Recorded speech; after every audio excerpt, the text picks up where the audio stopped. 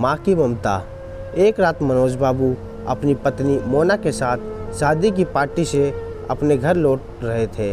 रात ज़्यादा होने की वजह से कोई सवारी गाड़ी नहीं मिल रही थी। मनोज बाबू का घर मुश्किल से 3 किलोमीटर की दूरी पर देहरादून की एक पहाड़ी गांव में था। मुसीबत ये थी कि महीना सावन का था और ऊपर से जोरों की बारिश भी हो रही थी और उन्हें अपना घर पहुंचना भी ज़रूरी था। अतः उन दोनों पति पत्नी ने पैदल ही घर जाने का निश्चय किया। मोबाइल के टॉर्च का मध्यम सी रोशनी में वह दोनों आगे बढ़ने लगे। वे अभी आधी दूर ही गए थे कि जोर से बिजली चमकी और बिजली की रोशनी में एक औरत का साया दिखा जो ठीक उनके सामने खड़ी थी। इस सुनसान सी सड़क पर रात के अंधेरे में अकेली औरत को देखकर उन्हें डर लगा और मन में तरह तरह के विचार आने लगे कि कहीं ये कोई भूत प्रेत तो नहीं।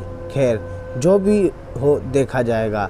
ऐसा सोचते हुए उन दोनों ने अपने कदम आगे बढ़ा दिए, लेकिन बिजली अब बार बार लगातार चमकने लगी थी और उस बिजली की चमक में वो औरत दूर से साफ साफ दिख रही थी। वो औरत उन्हें रुकने का इशारा कर रही थी। उसे देखकर मनोज बाबू की पत्नी की तो हालत ख़राब हो रही थी, लेकिन मनोज बाबू को अब लगने लगा कि ये औरत शायद कोई मुसीबत में है। मनोज बाबू जब रुके तो वो औरत उनसे हाथ जोड़ते हुए बोली, भाई साहब प्लीज़ मेरी मदद कीजिए। तेज़ बारिश और पहाड़ी ढलान होने की वजह से मेरी गाड़ी का एक्सीडेंट हो गया है। मेरी गाड़ी इस पहाड़ी ढलान से नीचे गिर गई है। उसमें मेरी 1 साल की बच्ची भी है। प्लीज़ आप दोनों उसे बचा लीजिए। इतना कहते ही वो औरत आगे आगे चलने लगी और ना चाहते हुए भी मनोज बाबू अपनी पत्नी के साथ उस अजनबी औरत के पीछे पीछे चलने लगे।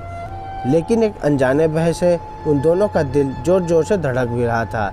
जैसे ही वे दोनों पहाड़ी के नीचे उस गाड़ी के पास गए तो उन्होंने देखा कि गाड़ी में एक प्यारी सी मासूम बच्ची रो रही थी। मनोज बाबू ने बच्ची को गाड़ी से निकाला तो पाया कि बच्ची बिल्कुल ठीक है। मनोज बाबू ने उस बच्ची को अपनी पत्नी की गोद में दे दिया। फिर मनोज बाबू को लगा कि ड्राइवर की सीट पर भी कोई है। जब वो आगे जाकर देखे तो उनके होश उड़ गए, क्योंकि ड्राइवर की सीट पर वही औरत खून से लथपथ होकर मरी पड़ी थी।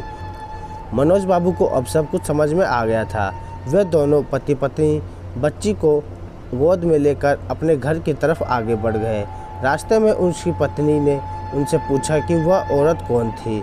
फिर वो औरत दिखाई क्यों नहीं दी, कहीं वो कोई आत्मा तो नहीं।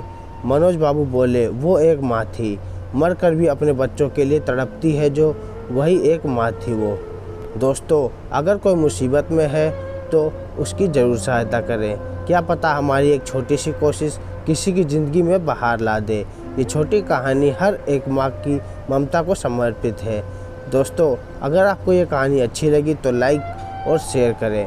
अगर आप ऐसी वीडियो और भी देखना चाहते हैं तो आप हमारे चैनल को सब्सक्राइब भी कर सकते हैं।